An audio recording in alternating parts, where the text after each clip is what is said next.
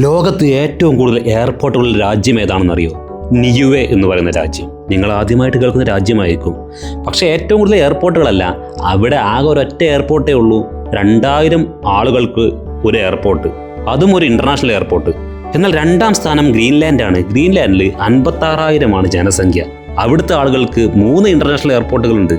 മൂന്നാം സ്ഥാനത്തുള്ള ഐസ്ലാൻഡിൽ 4 ലക്ഷം മനുഷ്യർക്ക് 4 എയർപോർട്ടുകളുണ്ട്.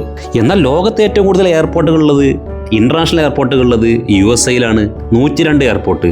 പിന്നീട് റഷ്യയിൽ 67 എയർപോർട്ട്, ചൈനയിൽ 65 എയർപോർട്ടുകളാണ്. ഇതെല്ലാം ഇൻ്റർനാഷണൽ എയർപോർട്ടുകളാണ്. എന്നാൽ അതിനുശേഷം നമ്മളെല്ലാവരും ഇന്ത്യയെ പ്രതീക്ഷിക്കും. പക്ഷേ ഇന്ത്യ കുറച്ച് ബേക്കിലാണ്.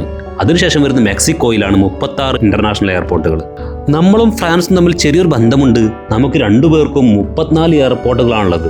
നമുക്ക് പിറകെ വരുന്നത് 29 എയർപോർട്ടുകളുമായിട്ട് ഇറ്റലിയാണ്.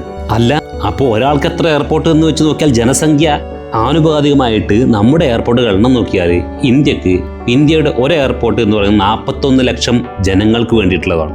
സോറി, 41 അല്ല, 41 മില്യൺ ആണ്.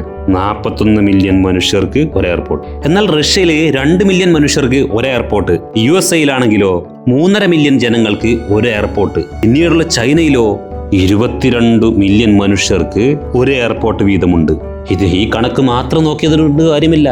എയർപോർട്ടിന്റെ സൗകര്യങ്ങളും മറ്റുമെല്ലാം കണക്കിലെടുക്കണം. എന്നാലും ഇതിൽ നിന്ന് ലോകത്തെ ഏറ്റവും കൂടുതൽ ജനസംഖ്യയുള്ള നമ്മുടെ ഇന്ത്യയെക്കുറിച്ച്, ഇന്ത്യൻ എയർപോർട്ട് എണ്ണത്തെക്കുറിച്ച് നമുക്കൊരു ധാരണ കിട്ടിയിട്ടുണ്ടാവും.